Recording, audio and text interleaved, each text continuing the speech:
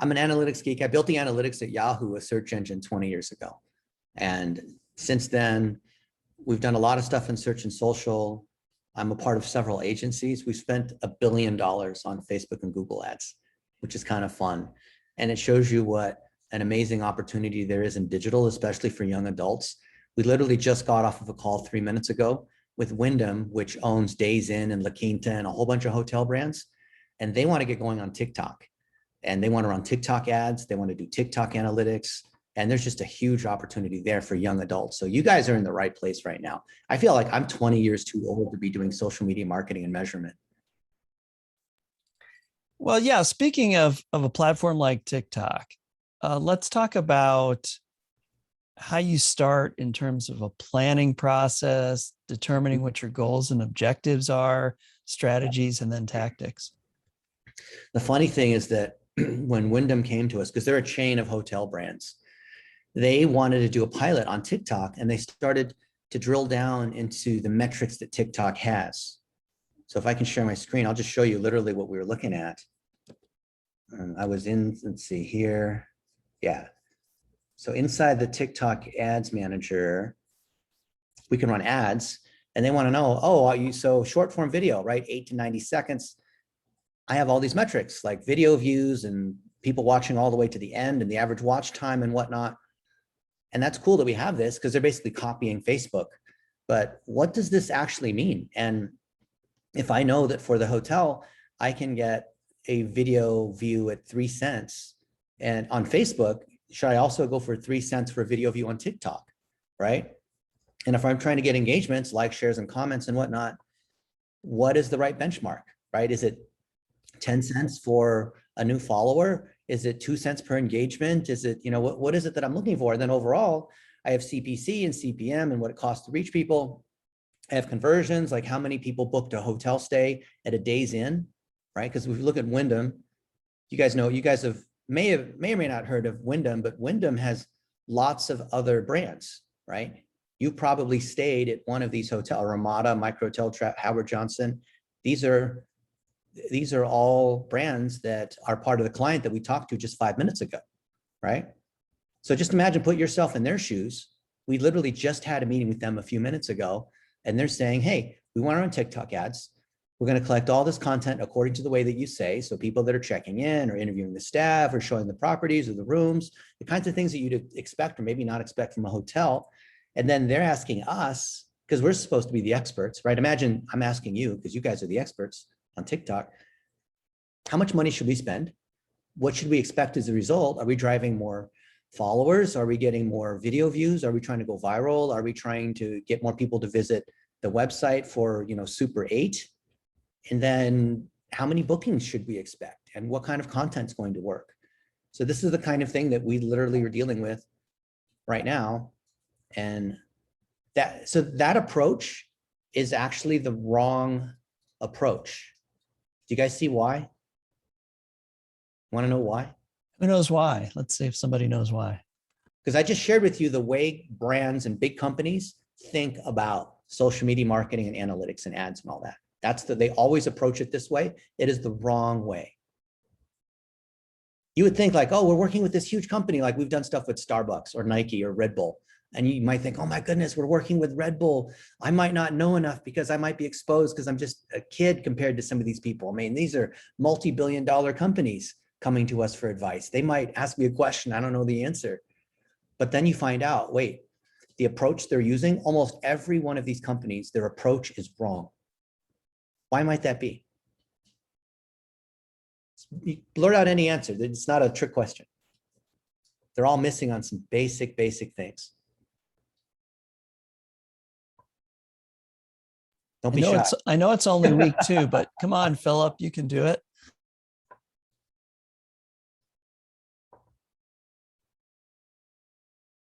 You're on mute, Philip. I'm really not sure, to be honest. Well, let's think this way. This is not a trick question.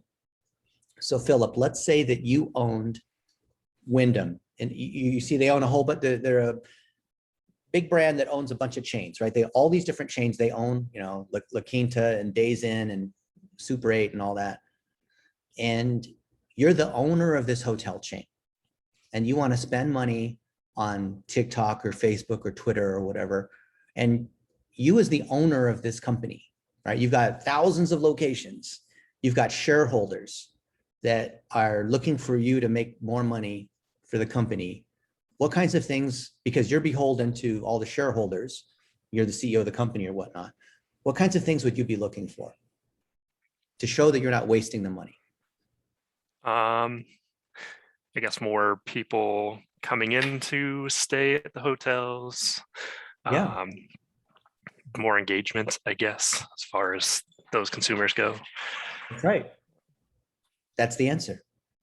More people to stay. So if I spend $100,000 on ads, then maybe I need, $500,000 in bookings or whatever it is. If I spend $1 in marketing, I need to generate a certain amount in sales to make sure that's profitable. So then how would I determine what that ratio needs to be? If we're running a test on TikTok, how would I benchmark what success on TikTok would look like?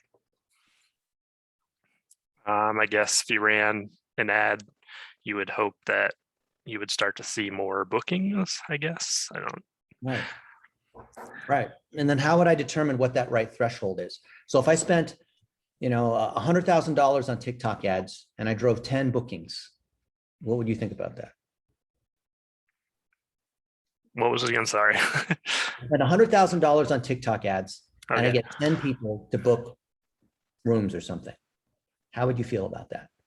You're Wyndham, you're the client and I'm your agency. And I'm running ads for you. I suppose probably not successful. Why not? It's a lot of money and only 10 people came. Yeah, if it's $10,000 per new booking, that's kind of a waste, isn't it? Yeah.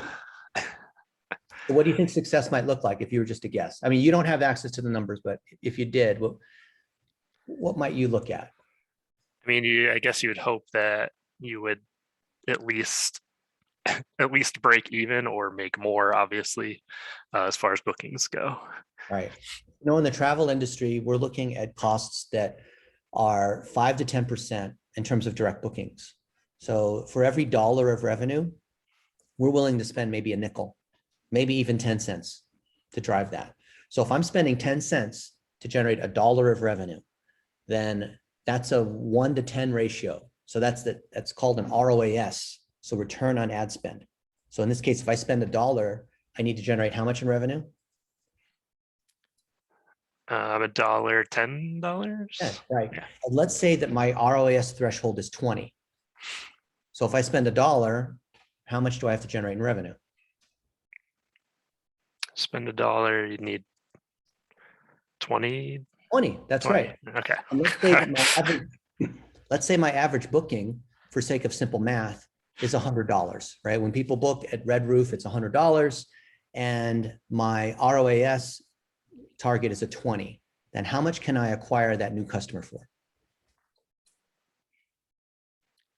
20. So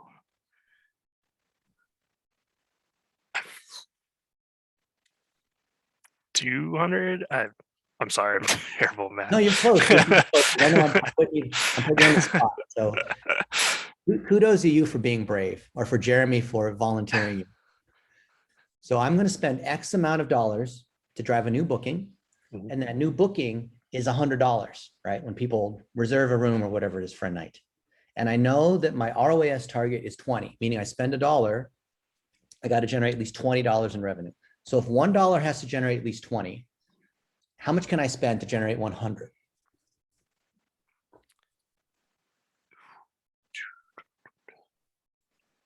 So you just went 5X, right? Mm-hmm. Yep. That should be easy enough math for everybody. What do you guys think? Anybody else here? Hold up the number on your Please finger. help me. How many dollars can I spend to generate a new booking? $1, $10, $3. How many dollars? Hold up some hands.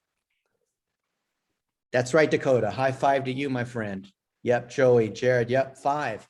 Now, why is that the case? If I spend $5 to generate a new booking, and then I know that every dollar has to generate 20 times whatever we put in. So 5 times 20 is 100, right? That's the math. And let's say that we're doing it for one of the higher end hotels. We're doing it at the Ritz. Costs a little more to stay at the Ritz, doesn't it? Or the Four Seasons. And let's say the average stay there is $200. And they also want a 20 ROAS. Then how much money can we spend to acquire a new booking profitably? 10, that is right. Joey, Dakota, you other guys. You guys see that? Is I think we're anyone starting to get it? Okay. is anyone hey- unsure about this math? So I want to back up though, because we've jumped right into the math. Yeah. Are any of these brands also concerned about organic engagement that's happening without a spend Mhm. in places like TikTok? And then also, what about customer care? What about people who are complaining? So some of this isn't about generating revenue and profit, right? That's true. There's so many different assets to running a business. So you're right. Operationally, we have to take care of customers, or maybe they're looking for maps and directions, or they left their cell phone in the room or something like that. That's not about marketing. That's just general service. So there is a component of that. And with social, we can look at complaint rate. We can look at a number of tickets that are being generated. So in the same way that customers can call in and say, hey, I'm really mad at Verizon because, whatever, they can complain on social media. So you can think of each of those as like another phone call, because there's so many different channels now. Now they can complain not just on the phone or writing in, they can complain on Facebook, they can complain on Twitter, they can complain. There's so many different places. So now the number of complaints and the number of interactions just in general has gone way up because there's so many more channels. And how do you decide which channels to build your paid strategy around? Is it demographics, psychographics, something else? None of those. That's what it used to be in the days of TV, newspaper, and radio, where you had finite audiences and a finite number of places that you could buy media. Now you're going to build your ad campaigns where your customers are. So what we do is we take something that's called a custom audience, meaning a list of all the top customers, a list of all the people who've ever bought for any kind of company, right? A list of all the email addresses. That also includes all the people who've been to the website because we pixel them. And then we take that audience and we match it against Facebook and we say, well, there's, 1 million people in our email list, like Rosetta Stone, right? 1 million people have bought our language software. What percent match against Facebook? Oh, about 45%. So we have about 500,000. That's pretty cool. Let's match against TikTok. Same size audience over here in TikTok, but a much lower match rate. How about Twitter? How about LinkedIn? How about Quora and Pinterest and all these other ones? So you take your existing customer, and there are tools, there are analytics tools inside every one of these platforms that allow us to be able to match. And instead of just say something at the high level, which is, well, we serve moms that are 30 to 40 and they drive, Subaru Foresters or something. That's the world of persona modeling. That's not true anymore in the world of social because it's not granular enough. What matters is I'm trying to match down to the user level. I'm trying to get really, really specific. If you think about the number of archetypes or types of people that are available on TikTok or Facebook, there's literally millions of them. There's no single bucket. You can't just say people that are in Jeremy's class at UNO. Well, that's one bucket, but every person here, I look at Jesse or Brittany or Abby, all you guys are different. So I can't put you guys on the same bucket, right? So what we do now, and it's really easy to do. It's so easy. And you can charge these companies $10,000 to do this thing that I literally can show you right now. So easy. You take this and you match their audiences. It sounds fancy. I promise you it's not, because people say, oh, well, Dennis did this at Yahoo and he's an engineer and all that, and I can't do it. Like, it's all in your head. It's not hard. You literally go and you match the audiences against each of these networks, and they'll tell you how many people in the audience you have here match against their audience. And then you literally just look at it and say, well, looks like based on all of the data that we've done our matching on, it looks like we should be on YouTube and Facebook. And I know the CEO says, oh, I heard from so-and-so, we got to be on TikTok. I talked to Gary Vaynerchuk and he said that we need to be on Instagram or whatever. Well, maybe, but we took the audience and we matched it to these other places and we found it was actually whatever it is. And with every company, it's going to be a slightly different mix. And so we should go against what the actual data says, not based on what, Dennis or Gary Vaynerchuk say. Now, the rural communities and organizations and small businesses that we've worked with here take a lot of stock, for example, in Facebook location data. Yeah. In other words, trying to basically grab a reach in the Omaha metro. Mhm. What else should they be filtering for to be granular enough? If you're a local business, you don't need to do any filtering or sub-targeting, because if you're in a geo, that's already small as it is. So if I'm in a rural area and the population within 5 miles of my store is whatever, 10,000, I don't want to sub-target. I don't want to take the 10,000 and cut it down to something even smaller. 10,000 is already really small. But then people say, well, why would you want to target everybody? Because let's say I run a senior home. I'm not going to target teenagers for my senior home. No, you're not. But what you're going to do is you're going to put out content for your senior home, for your Italian restaurant, for your real estate agent, for your nonprofit, for whatever it is. And the content is going to do the targeting for you, because the people that engage with your content, Facebook, YouTube, Twitter, whatever the algorithm is going to look at that and see who's engaging. And I'm going to see that Jeremy Lipschultz is engaging. I'm going to find more people that are like Jeremy Lipschultz to be able to engage. The system today does the sub-targeting for you. You do not have to specify that targeting. Plus, in protected categories, it's illegal to do sub-targeting. So if you are a real estate agent, if you're an employer, if you are an apartment and you have places that you're renting, if you try to sub-target beyond geography, that's illegal. But more people like Jeremy is a little bit scary. I don't know how many Jeremys we could tolerate on this planet. I think that'd be amazing. The world would just explode from all the amazingness. Oh my gosh. So I'm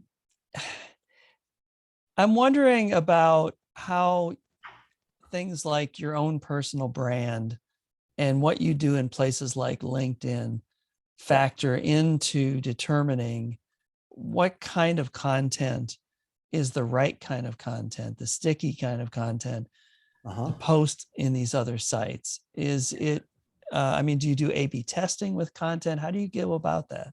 For your personal brand? For your personal brand, Yeah. but then as it extends to, like in my case, my personal brand extends to an organization, a university. Yep. Well, you guys want to take a look at mine? Yeah, let's see it. All right, check this out. When was the last time someone actually logged into their LinkedIn and showed you what it looked like? All right, you guys can see my screen now, right? I'm going to go to LinkedIn. And by the way, just because I might have more followers than you or whatnot, don't worry about that. That doesn't mean anything, okay? I have blue check marks on a bunch of the social networks. That doesn't mean anything. People ask me, oh, Dennis has got a blue check mark. Can you get me one? Like, no, it doesn't matter, okay? And if you don't have as many connections, don't worry about this. So the first thing I'm doing is I'm looking at the notifications. That's where I start, because I want to see who's engaging on my posts.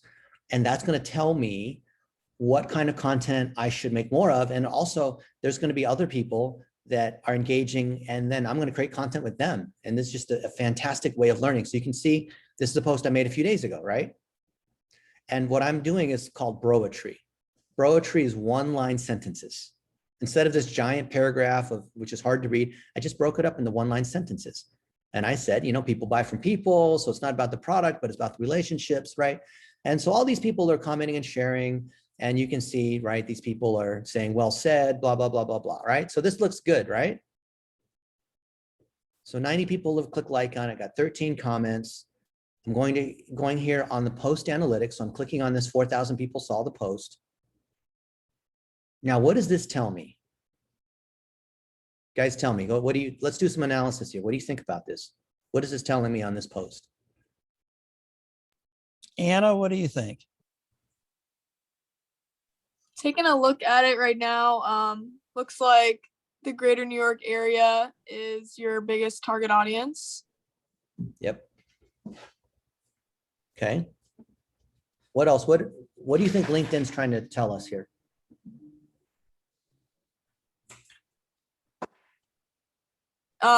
That people are finding your account based on other sites and platforms. Yeah. What else? So who is this content resonating with? So the post I made says, basically, you should be a human, because when people connect with you as a human, then that's how you're able to drive more sales, right? That's how you're able to build your brand. That's how you can not be some, cold calling person who's, knocking on people's doors all the time and interrupting them, but really to be successful in digital, you have to show who you are and build relationships. So because of that, who's resonating with this particular post? People that are at Google, this is people who work at these places, right? People who work at HubSpot, work at Vendasta, work at Google, and then these are their titles. So 287 of these 4,000 people are founders as their job title. So what does that tell us? Or they're marketing people, or they're executive directors, right? And like you said, Anna, right? People in New York, San Francisco, LA, right? So that this post drove these people. But if we click on another post, let's see what we have. We'll get a different mix. So I want you guys to do some analysis. Let's look at,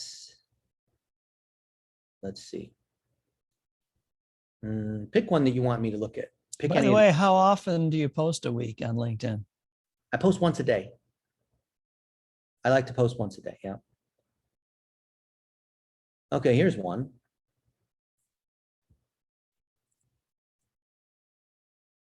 This is another one on how do you sell. And instead of trying to sell them, just go ahead and provide the value, right? Just be good at what you're doing instead of, whatever it is, right? So here it is. And let's see, actually, this is a similar kind of post. So I imagine we're going to get similar people engaging. Yeah, this post is too similar. Let's find a post that's different. Let's look at this one. Okay. So this is a motivational one, right? So when you have haters, basically take their fuel and turn around and use it to your advantage, right? Because, there's people that'll bully you and say bad things and they're jealous, whatever it is. So, just go ahead and use these folks as excuses or just turn it around and be successful, right? So the motivational kind of post, right? You guys see Philip's nodding. Okay, so let's see. People have engaged here. And wow, this is actually similar too. Some of the companies are a little bit different. For some reason, a lot of founders are engaging on my stuff right now, but maybe that's the theme, right? So look at your posts and see who's resonating, what are the themes, and then try to make content around that. So I see that there are a lot of founders of marketing companies that follow me. Then I should make more content around that, right? I'm going to use whatever's resonating. So here's another one. Okay, now this one has more people from London and San Francisco. Still founder, still Vendasta.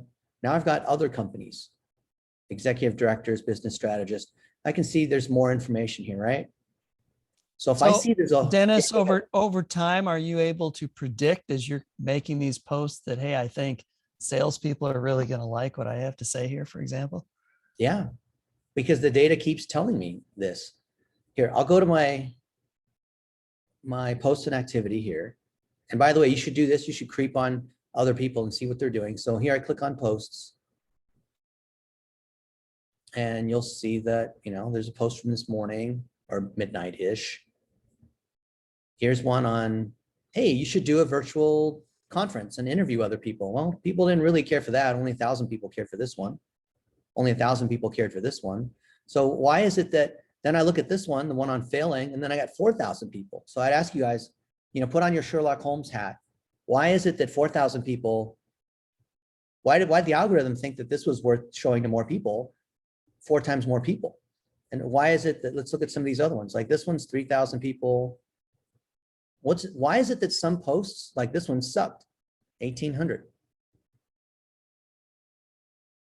This one's okay, 4,000. And then we'll get one that will go, sometimes we'll get one that'll go to like 2 million. Or I'll get ones that'll go to 100,000. It's just weird. Like they're all over the place, right? Sometimes it's 1,000, sometimes 4,000. Then all of a sudden you get one that's here. Here's one, 7,000. So let me ask you guys, because this is the key to understanding social media analytics. It's not about data and whatever, it's the psychology. So here's one, right? Here's a wannabe client, someone who has no money, but they want you to do all this free work for them because you're in Jeremy's social media class. So you must be a social media expert. So they come to you for social media stuff. And then all these people are liking, sharing, commenting. Why is it that this post did so much? This did 7 times better than that other post that was only 1,000. So I would ask you guys, why is that? Is it relatable content? I like the wording and that kind of stuff. Yeah. Okay, so the wording, Philip. What else? Well, what about the wording? Or what about being relatable? I mean, it might be one of those posts where people have similar experiences. So they kind of agree Yeah. with what you've posted. Yeah, they share a particular story. And then if I'm putting stuff out there that resonates with my audience, then I'm going to get more of it. So this one here was a marketing specialist. So when I make content that's for marketing specialists, I'm going to do better. If I make a whole bunch of posts on auto mechanics and how do you fix a Toyota Camry, and I get, 50 people that look at that, then I'm off in the wrong direction. I'm not really understanding who my audience is, right? So my audience is going to be different than Philip's audiences or Anna's or Nicholas's audiences. We all have different audiences. So this post a day that you do, Dennis, on LinkedIn, what's the return on investment for that specifically for you and your company? It's very high, but we don't know exactly what it is. And Gary Vaynerchuk and I have both been on stage arguing about this. And then he'll turn at me and he'll say, "What's the ROI of your mother?" And I'll say, "Gary, it doesn't work like that. Just because you can't measure the power of relationships doesn't mean that it doesn't exist." So there are people that will see my posts and then later they'll hit me up and say, "Hey, I loved your post about such and such. Let's get together for lunch or let's do business or whatnot." So I was literally in San Antonio 2 days ago with the founder of a $2 billion company. And he reached out because he saw me post on LinkedIn. I'll show you. So I have all the things on my iPhone uploaded to Google Photos automatically, just because I don't want to have to worry about, if my phone gets destroyed or whatever it is. So one outcome is generating new business leads. Yeah. Or building relationships, celebrating people's birthdays. Check this out. This is where I walked into this guy's headquarters, right? They put up a whole screen. Welcome to Align Mortgage. Thank you. This is beautiful. Align Mortgage. So I taught this whole workshop and seminar on that. And of course, we shared that on social media, on Facebook, Twitter, YouTube, and whatnot. And people who saw that I was with the CEO of a $2 billion company said, "Wow, you guys do stuff with mortgage. Can you work with me?" Or, "Hey, I noticed you're in Texas, can we get together?" Or I noticed I'll say, "Hey, look, I'm landing in Dallas. I was landing in Dallas, whatever, yesterday or the day before that," right? Or making videos together. When you put stuff out there, people will notice you and they'll start doing things with you. I think the biggest issue, I wish I knew as a young adult, that you just need to put stuff out there. Here, I'll show you on Facebook. I'll put stuff out there and people will engage. I mean, literally, they just need to see you, right? I'm putting stuff out there, and people will know where you are. People will know what you care about. People will know who your friends are. So this guy tagged me. He said, "Hey, I was just on Dennis's podcast," right? Here I've got this. They're teaching our $1 a day strategy, so that's cool. I don't know why they choose those pictures. Here I'm in our studio and we're filming. We taught this class in Asia. Well, it was virtual because we couldn't, the whole COVID thing and all that would have been in person, but it was a Zoom instead, like this, right? So we shouldn't, literally, as students, Dennis, we shouldn't be afraid to try to break through the noise of social media. Yeah, I wouldn't even worry about it. I literally just use, the advantage you have as a young adult in social media is that everyone who's older than you thinks that you are a social media expert. Just literally play that to your advantage. They'll hire you. They'll want to work with you. They'll want to ask you questions. You literally just need to be known. So if you post stuff around, just your food or hanging out with friends, and there's nothing wrong with that, but just simply posting things that you're up to, or things that are professional, or what you've learned in this class, or why you like Jeremy, that literally is going to build your career. Like simple little things like this. Like a couple of days ago, I just changed my status to Las Vegas, right? I'm here in our studio in Las Vegas, and look at all these people that are reaching out saying, "Hey, let's get together. Oh, I didn't know you. Oh, I'm going to be in Vegas next week. Let's get together. You know what I mean?" Like literally people, the reason it's just this simple. If you don't put the stuff out there, people don't know what you're up to and who you are. Right? I know we're running short on time, but I have about 2 or 3 focused questions for you, and then I'll see if the students have other questions. One is, was the pandemic when it first hit a reset for you in any way? It was, because I had 12 of these conferences all over Asia and Europe I was supposed to speak at. So when you speak at these conferences, the thing is the conference organizer has to take you out to the nicest place in the city. That's sort of like the rule, right? And so I love to explore these countries I've never been to and cool places, but that all got shut down. So I had to move to Zoom. I had to learn how to set up, video studios and things like that. And the whole thing with the shift to digital with the pandemic is it's actually increased our business to the point where we have more than we know what to do with by an order of magnitude. Like we could hire 50 people and we just wouldn't have it. Like we wouldn't be able to handle that. Even with another 100 people, we couldn't handle all the work that's coming in because everyone's had to go to digital. All these small businesses, they need digital so bad because they can't rely upon their retail location. They have to, they rely more on the internet because people are using the internet more. So this is a huge opportunity for you guys, especially to adopt local clients in Omaha and whatnot. They need digital so bad. Our Maverick social media teams are on deadline this month, now that it's September. At the end of the month, September 30th, we're going to try to get people first to register for a webinar. The registration link opens on September 13th. So we've got about a 2-week window to be able to get people who are interested in the First Amendment to sign up for the webinar and then actually attend the webinar as an outcome. Any advice for what we should do?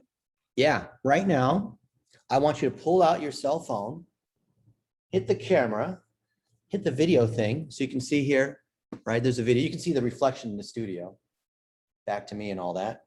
And you literally will just pull out, you just hit the red button, this little red button here, and you say, guys, sign up for our webinar on the First Amendment with Jeremy and all of our friends here at UNO. Click on the link below. You guys need to be there.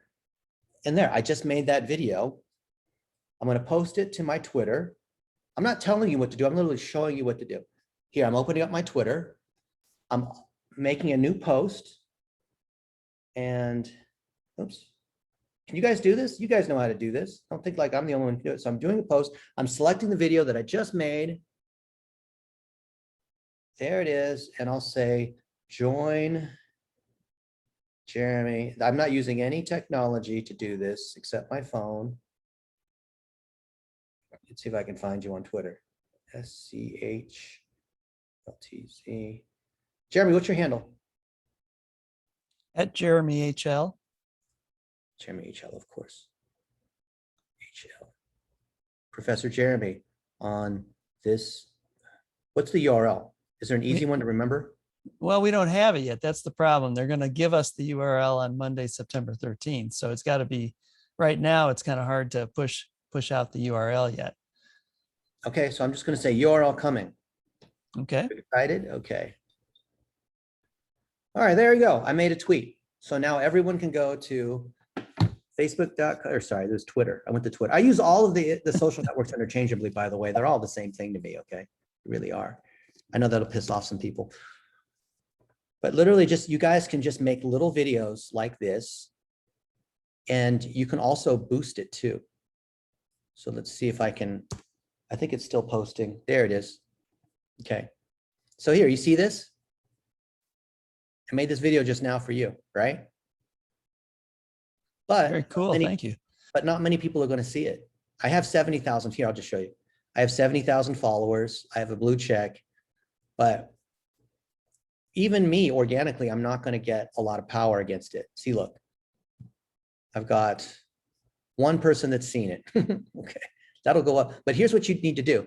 Did you know that I can boost it for $1 a day? Have you guys heard of the $1 a day thing here? Do we have time? Can I show you a campaign, or are we out of time? If you have time, we have time. I just don't want to take your valuable time. No, I'm here for you guys. So let's say that I want people to see this, and I'm going to call this Jeremy First Amendment webinar.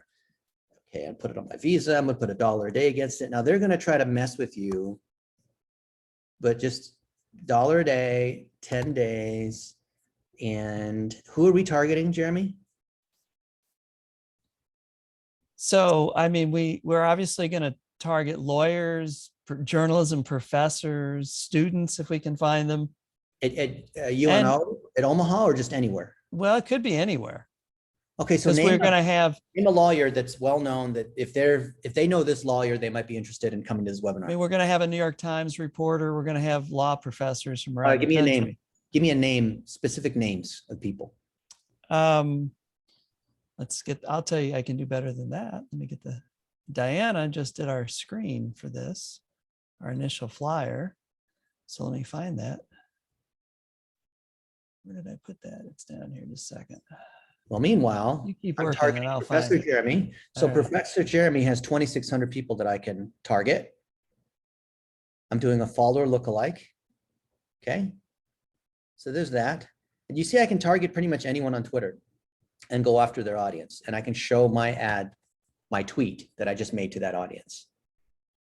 So the handle at Media Law Prof, Chip Stewart is one of the speakers, and he has a fairly large following. He's a lawyer and a journalist and a professor. Maybe not on Twitter, but here he is. Yeah. So then, okay, we got these guys. Now let's see, there's other. Okay, should I target University of Nebraska? That's what they seem to want to do. So I asked for Twitter to make some recommendations. I added, as long as you can add in 2 things, then Twitter will kind of generate more recommendations. So here's this one. And then they're probably going to choose these other. So if I just tag these people organically, they're going to see it. Then it depends on them doing something, right? Yeah, but they usually won't. And that'll be seen as irritating. Omaha Mavericks. Medical Center.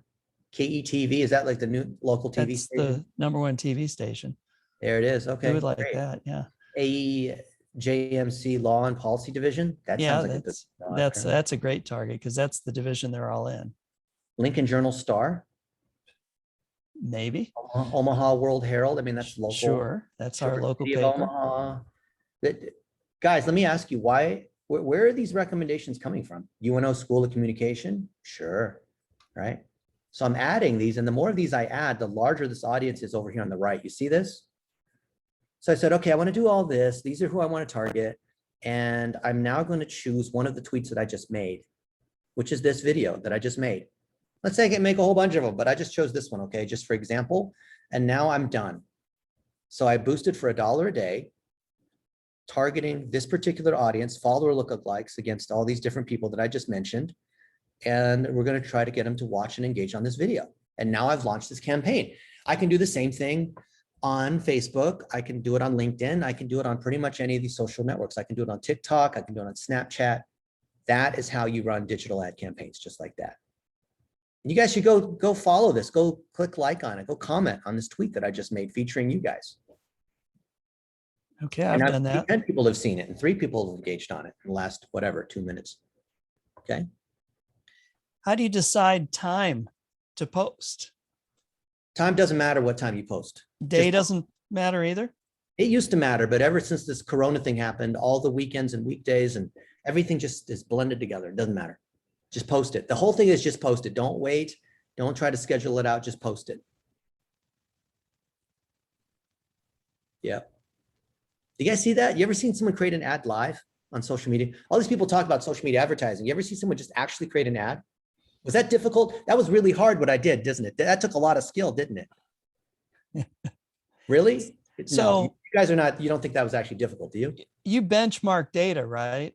I mean, if we did a webinar last fall, yeah, it was more of an all day thing, but we should be able to use registrations for that event as some level of what we need to get or beat, right? Yeah, absolutely. Excellent. Well, thank you for participating in that. Yeah, that was great to see that.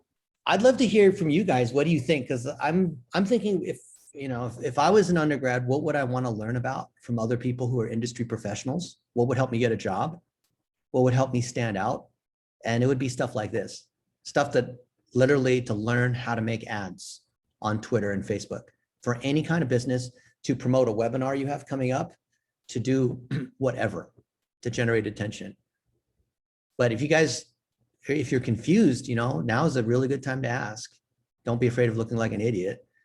Or maybe you have some thoughts. Maybe you thought it was difficult, or maybe you had a question about it. I'd love to hear what you guys think.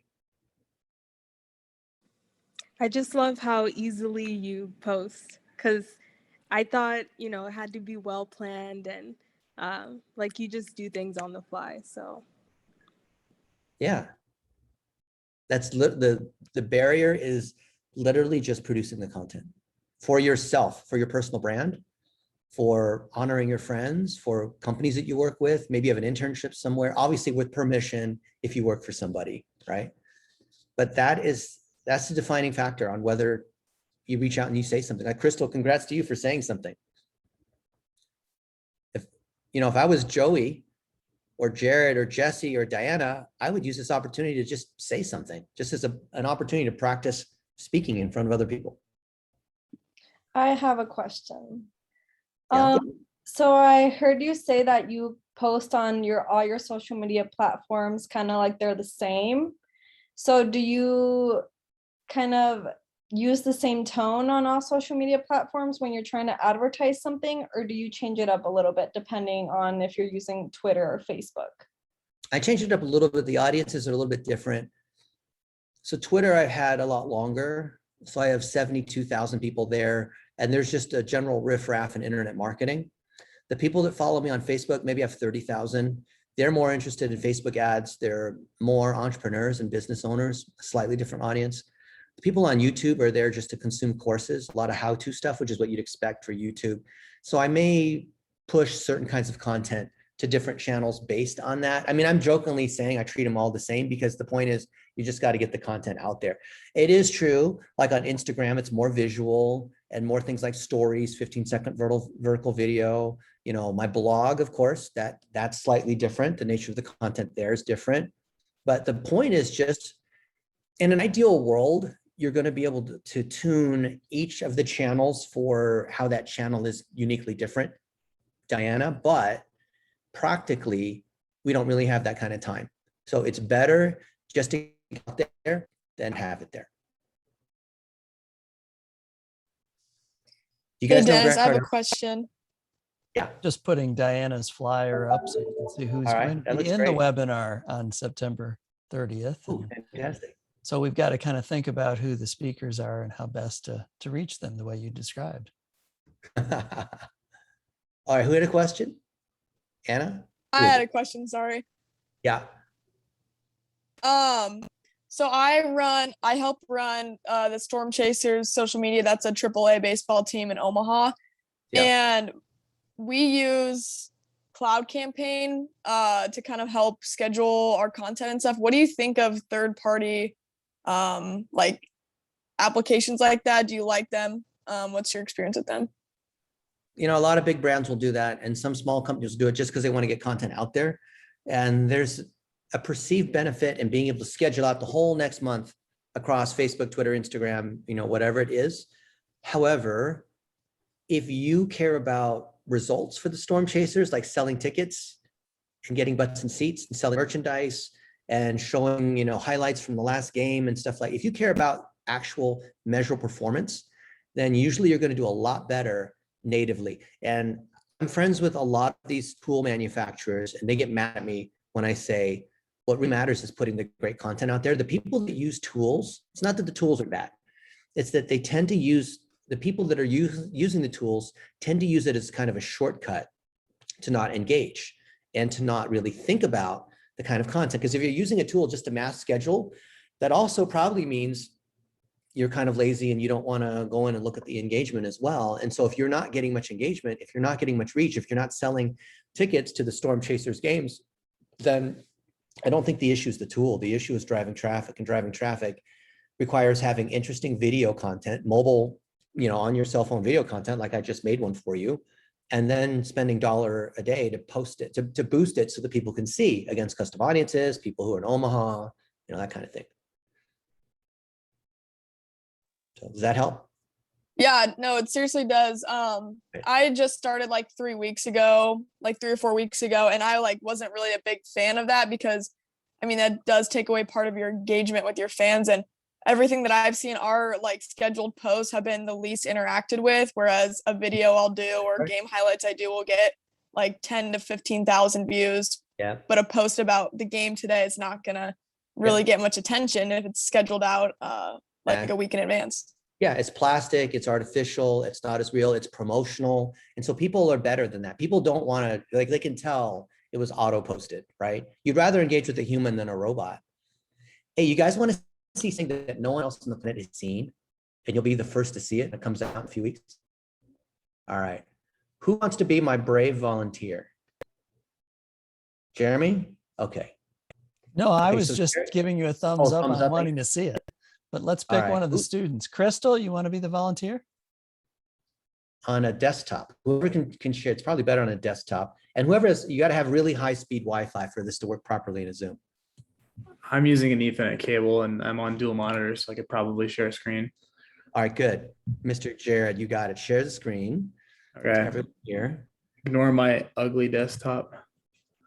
And go to Chrome and type in. And no one knows about it yet, so it doesn't matter. I only have Edge. Is that okay? It's fine, whatever. Okay. And go to financialfreedommovement.com.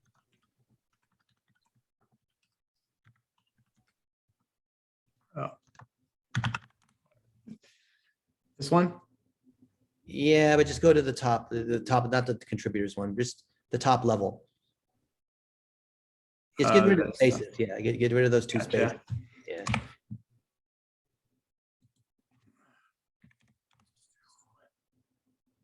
This one, right? No, just financialfreedommovement.com. That's the one that pops up. Cut the end of that URL off. Cut off the contributors part. Gotcha.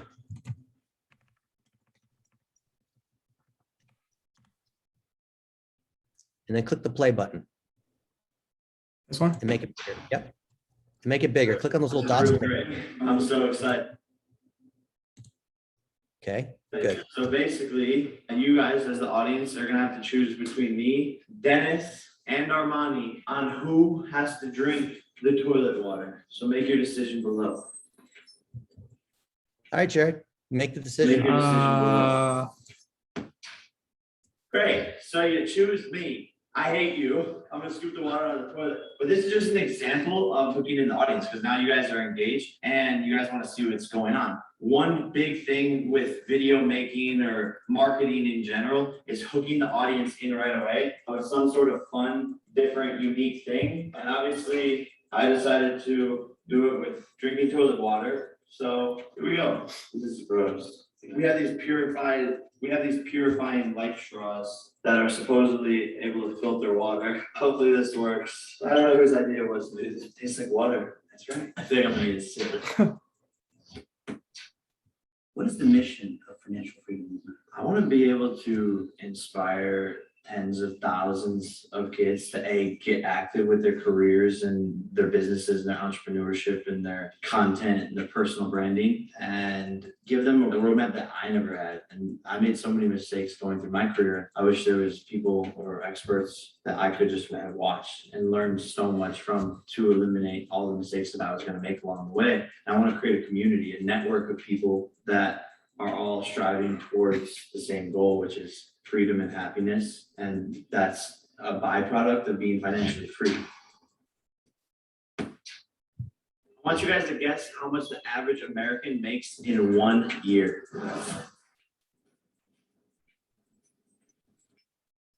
30,000. That is the correct answer according to the US Census, and roughly around $31,000. All right, that's enough. I mean, you get the idea. I can stop. Yeah, I can stop and unshare. What do you guys think? Thoughts? You guys are the younger audience, so we're going after the younger adults and helping them build their careers and make money and be influencers, that kind of thing. You know who that is? Yeah, that's really cool. He's a pretty prominent influencer in the YouTube space. So You know, the funny thing is I ask my friends, a lot of them who are say over 40, and they don't know who that is. Do you guys know who that is? Who doesn't I've know heard who of that him. is? I'm just curious. Like, raise your hand if you know who that is. Wow, okay. You guys all know who that is? Okay, cool. I will What do say, you were think? you one of the options to drink the toilet water? Yeah, it was. That was the I one should on the have left. clicked you. Dang it. Oh, well. You know, we all had to drink the toilet water, and Jake and I have spent weeks filming this stuff.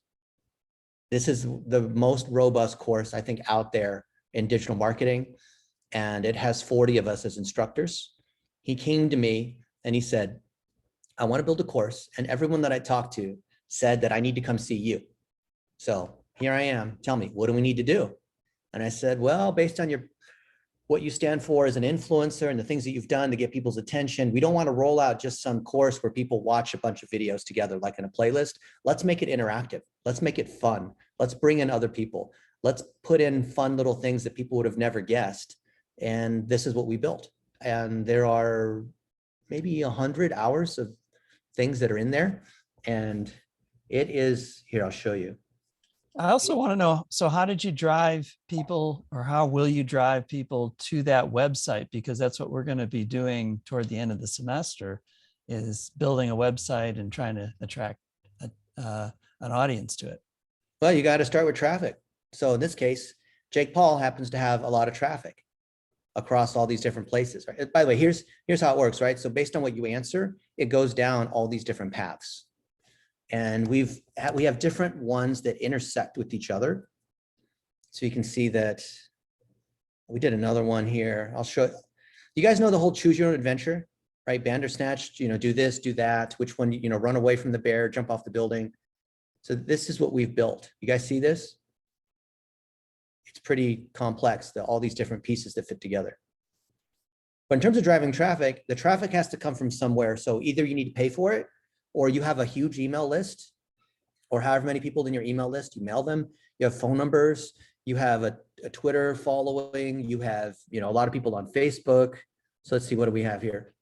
All right, so here we have 80 people who've seen it and 16 people who've engaged in the tweet that we just made. The ads have not turned on yet. But once the ads turn on, we spent $1 a day. We put $1 a day for 10 days. So we'll probably get 7,000 people seeing this video that I just made for $10. Yeah, that's not bad, right? But I didn't, make a very convincing video, because I didn't really talk about why they should attend and who's speaking and all that. I just did it as a demonstration to show you that I literally could just make something and go, right? But I can do the same thing on Facebook. Like if I come here to Facebook, and I got to run in a minute, but if you see, okay, so this is me as a profile, right? The one you've been seeing with the blue check, but then I have a public figure page, and I've got 11,000 people on this one. And let's say that, Jeremy, you or the other folks here, they interview the other speakers and make a 1-minute video about, give me a highlight, give me a trailer, get me interested and excited, tease me a little bit, right? About why I should come to this webinar. I don't care about the First Amendment. Oh, but did you know that, oh, now I'm interested, right? So I had Grant Cardone make some videos to talk about how you should make 1-minute videos, right? Because you can imagine like me saying, hey, you guys need to make 1-minute videos and blah, blah, blah. But then like, who's this Asian guy? Hey guys, Dennis wanted me to send you this. One best 1-minute tip. Bro, you got to be authentic. You got to be transparent. You got to get people's attention.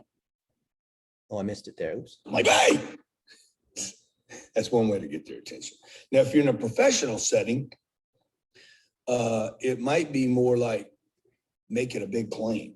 Okay. I guarantee you something, you got to punch, you got to have a hook, you got to get excited. So, and let me just say this, all that being said, quantity beats quality. Don't kid yourself. You got to get out there a lot. Okay. Hey, you guys be great. 10X everything, thinking 10X levels. And that dude you're working with, Dennis, he's a bad man. You see what I do? I keep getting your attention. He's a bad man. And that's my little girl right there. She a freak. And that used to be grapefruit on my plate. But he ate it. See what I'm doing? See what I'm doing? All right. So you see what he's doing? What's he doing? What's Grant Cardone doing here? It's grabbing your attention. Exactly. He's making 1-minute videos. Did you notice while he was talking, he was chewing and he had to pull a grapefruit seed out of his mouth? That is not professional video at all. And then he also said, Jeremy, to your question, he said quantity beats quality. Just get out there. Just make lots of little videos. That's literally, like, you heard me say it, but if you don't believe me, then maybe you'll follow Uncle G, you know, follow what he has to say. There it is, guys. What do you think? Is that proof? You want to promote this event coming up, make 1-minute videos, or even interview these guests for 5 minutes. Ask them a series of quick little questions, get them to promote, right, the webinar and a couple of the key points, and say, you know, join me on, you know, whatever the date is, right? Get them to do that. Just like Grant, just like Jake Paul. And by the way, they don't have to be Jake Paul. It can be anybody. And just make 1-minute cell phone videos. You can interview them on Zoom off your cell phone. It can be like this. It doesn't have to be professional. In fact, the ones that don't look professional are the ones that do the best. You follow me? That's what you need to do. And you'll get a lot of people coming, way more people. If you do that and you boost it for $1 a day off of Facebook and Twitter, like I just showed you. You think you could do that? Is that hard to do? Is anyone confused about that? Scared?